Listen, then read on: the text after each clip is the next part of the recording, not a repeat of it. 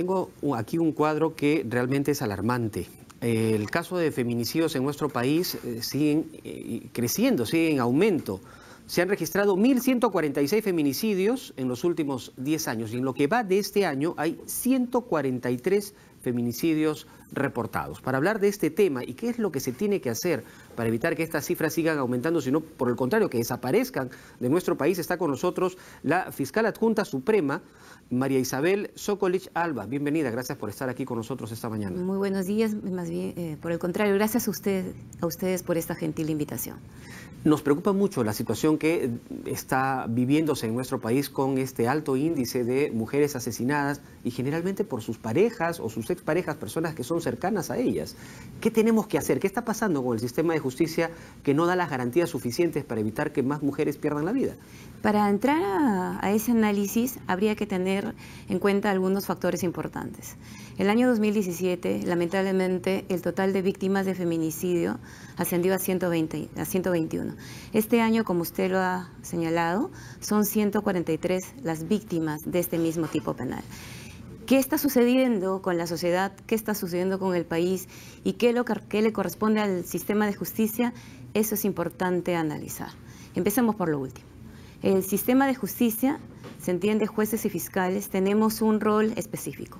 En este caso, desde la perspectiva del Ministerio Público, este rol se desdobla.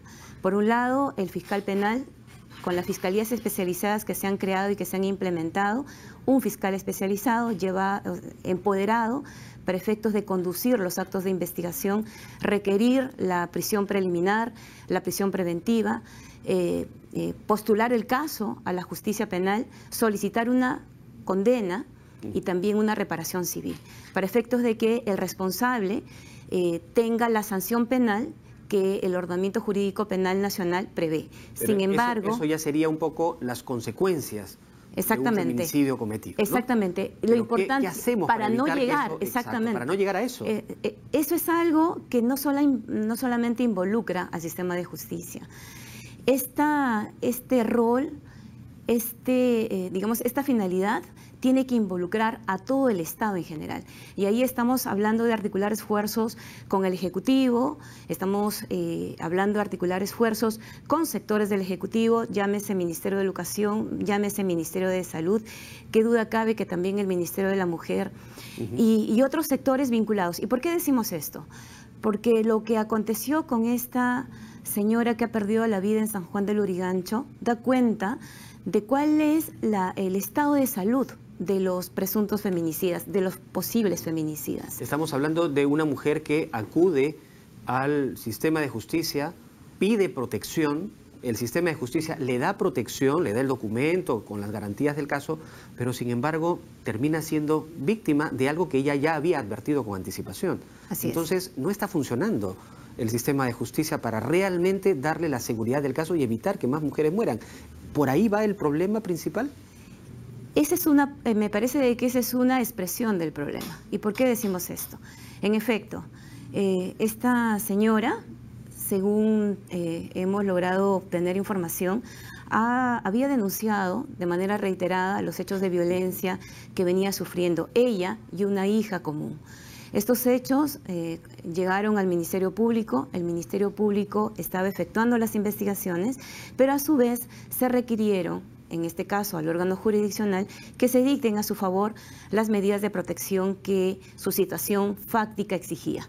En efecto, la autoridad jurisdiccional dictó a favor de la señora determinadas medidas de protección, pero lo cierto y verdadero es que los hechos han demostrado que las medidas de protección no fueron lo suficientemente efectivas para evitar los hechos lamentables como la muerte de la señora. ¿Qué significa cuando un juez le da las medidas de protección? ¿En qué consiste esa medida? Las medidas de protección son decisiones jurisdiccionales que el legislador, en este caso a la ley 30364, deja al buen criterio del operador jurídico. Es decir, son decisiones que lo que pretenden es asegurar el derecho a la vida, el derecho a la integridad, el derecho a vivir en un clima sin violencia por parte de la víctima y de quienes dependan de ella. Eso puede significar, por ejemplo, el retiro del agresor del domicilio común, la prohibición de acercamiento a la víctima, la prohibición de uso de armas de fuego, la prohibición de acercamiento a los hijos comunes. Es lo que el juez en una disposición indica, ¿no? Esta persona no debe acercarse a tantos metros, las medidas que usted indica. ¿Y cómo se ejecuta eso? ¿A quién le ordena el juez que garantice que efectivamente pues esta persona que no tiene que acercarse 100 metros a la vivienda de esta mujer termine zurrándose en lo que el juez indica? Las medidas de protección que tienen que ver con la seguridad personal, la seguridad de la integridad de la víctima, la misma ley establece que tengan que ser viabilizadas a través de la Policía Nacional. Ahora bien, eso no quita, y eso es una de las grandes modificaciones de la ley 3364, cuando delega al juez que otorga de las medidas de protección el rol, la obligación de tener que hacer un seguimiento de la efectividad de las medidas de protección. Nosotros hemos escuchado que el ministro del Interior en los últimos días ha precisado que en la actualidad tienen un requerimiento más o menos de 42.000 medidas de protección. Y ellos no se dan abasto para poder atender estos requerimientos de todos los jueces de familia y mixtos del país. Si nosotros hiciéramos un análisis de eso, son 42.000 mujeres que necesitan o víctimas que necesitan protección. Así es. Significa que por lo menos le podríamos asignar un policía para que las proteja. Así es. Y eso nosotros sabemos que no es factible. Eso no es factible. Entonces, la ley, ante ese escenario, ha dejado al criterio, al buen criterio del operador jurídico de poder determinar las medidas de protección que él o ella considere pertinentes. Es decir, si bien la norma hace una enumeración de las medidas de protección como las que hemos señalado, eso no quita que el juez pueda dictar otras medidas de protección. Y no estamos hablando de una sola medida, sino de todas aquellas medidas que tengan un mismo propósito, es decir, garantizar la vida y la seguridad de la víctima. Y eso es lo que hemos visto que no ha sucedido con esta señora que lamentablemente ha fallecido. ¿Qué hacemos para corregir?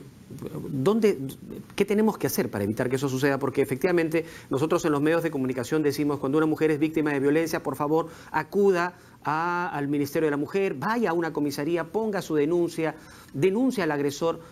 La persona va y cumple y lo denuncia. Llega hasta el juez y hasta el juez determina una medida de protección. Pero en la práctica eso no se cumple porque el agresor le importa poco lo que el juez haya dispuesto, y si no hay alguien que lo controle o le restrinja las amenazas que pueda hacer o el riesgo en el que pueda poner a una persona, simplemente termina cometiendo estos feminicidios o estos intentos de feminicidios que también son altos en nuestro país. Sí, ¿cómo corregimos ese problema? En realidad me parece que no hay una única solución. Habría que pensar en varias estrategias de abordaje de la problemática. ¿Y por qué decimos esto? Porque en efecto, la medida de protección puede estar dictada o las medidas de protección pueden haberse dictado, pero si estas no son efectivas en la práctica, poco o nada apuntalan a garantizar el derecho a la vida de la víctima e incluso de quienes dependan de ella. ¿Qué se necesita? En principio se necesita compromiso por parte de los operadores jurídicos. Es decir, que los fiscales conduzcan la investigación con responsabilidad como lo vienen haciendo, que inmediatamente requieran las medidas de coerción personal que puedan privar de la libertad a aquel que ha incurrido en un tipo penal y respecto de quien existen todos los medios probatorios que acreditan el pedir una detención preliminar, una prisión preventiva. Pero a la par, el juez de familia que dicta una medida de protección tiene que asumir el compromiso de efectuar un seguimiento de la efectividad de esas medidas de protección. Ahora bien, si delegamos todo a la policía y sabemos cuál es la realidad de la policía, ya podemos adelantar que no necesariamente esas medidas de protección finalmente van a cumplir su objetivo. Para ello, y nosotros hemos venido resaltando y esperamos, y no dudamos que sea así, que el mismo presidente de la República, incluso en el último mensaje de la Nación, señaló el compromiso del Estado y el compromiso personal como máxima autoridad de nuestro país de asumir una política pública responsable para afrontar esta problemática. Una política pública responsable implicaría, entre otros, dotar a los sectores, por ejemplo, al sector justicia, el Ministerio Público, el Poder Judicial y también al Ministerio del Interior, del presupuesto suficiente para que puedan cumplir su función. ¿Qué puede hacer, digamos, un policía si en realidad tiene la obligación de cautelar la vida y la integridad, digamos, de 20, de 50? de 100 mujeres que están en exposición a peligro? ¿Lo podrá hacer realmente?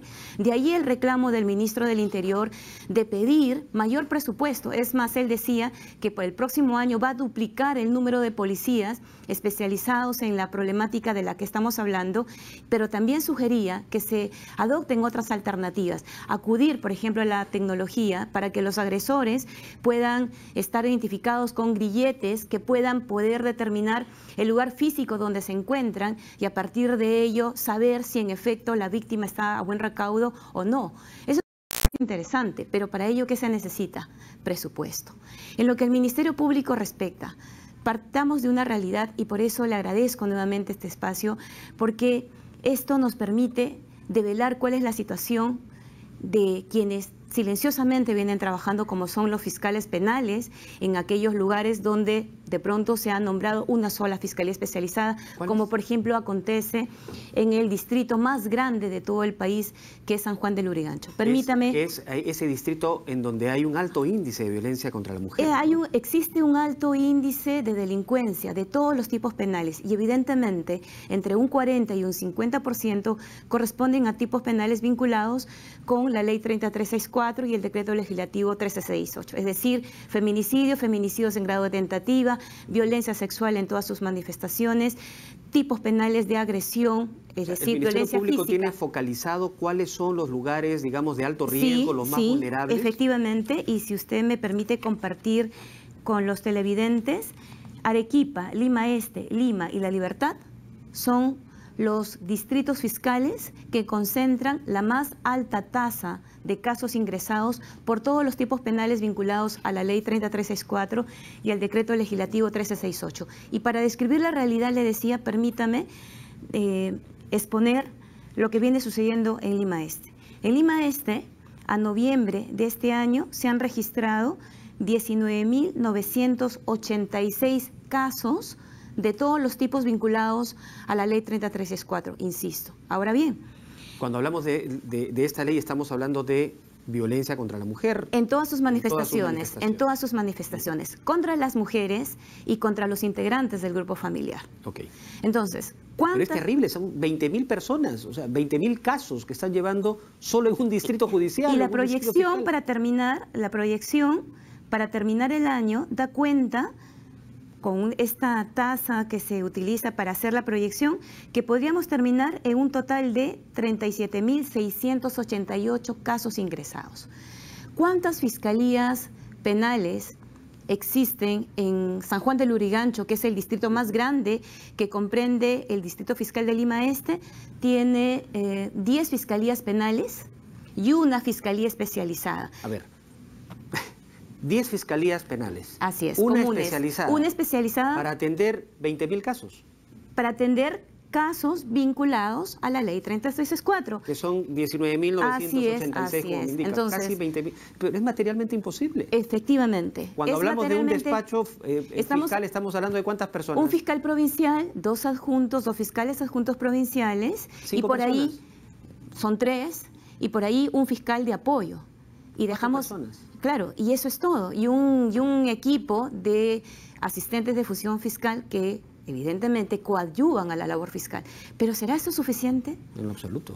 Evidentemente, los fiscales hacen su máximo esfuerzo y en forma silenciosa. Y eso es algo importante de destacar.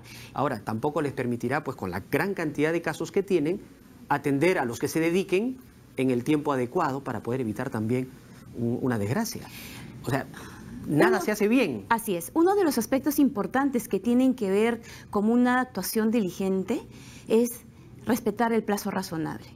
La víctima no puede esperar que simple y llanamente el tiempo avance y su exposición a peligro sea mayor, simplemente porque no se tiene el número necesario de fiscales, no porque ellos no quieran, sino porque no contamos como institución con el presupuesto para nombrar más fiscales que puedan atender esta problemática. Ahora, no necesariamente es un tema de presupuesto, sino que además la alta dirección de la Fiscalía tiene que tomar cartas en el asunto y planificar, organizar mejor el presupuesto que tiene, porque no es poco tampoco lo que tiene, para identificar cuáles son los temas de mayor urgencia que hay que atender y de repente dirigir un poco más sus recursos hacia estos propósitos. Es decir, todos tienen que estar comprometidos. El Ministerio del Interior también tendría que dotar de más comisarías de repente, el Ministerio de la Mujer hacer lo propio. Es decir, ¿cómo logramos que los diferentes actores se reúnan y se organicen para, por ejemplo, esta propuesta que el ministro del Interior ha dicho, vamos a implementar grilletes, eso sería interesante, implementar grilletes para tratar de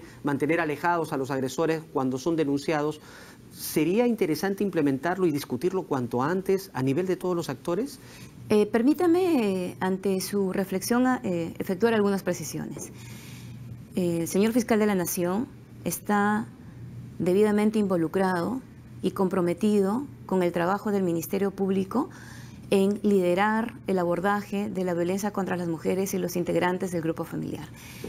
Y con él, una comisión formada al interno y que me honra de la que me honro ser parte, que justamente estamos constantemente reuniéndonos para diseñar estrategias de cómo mejorar el trabajo fiscal. Y sumados a los ya mencionados, tenemos los fiscales especializados y los fiscales penales de todo el país, que, como decía, siempre han trabajado y vienen trabajando de forma silenciosa, sino que ellos están abocados al 100% a atender los casos que están bajo su responsabilidad. Pero usted lo ha dicho. No es suficiente. No es suficiente. No es suficiente. Y sí insisto en que es necesario un aumento del presupuesto. Y le explico por qué.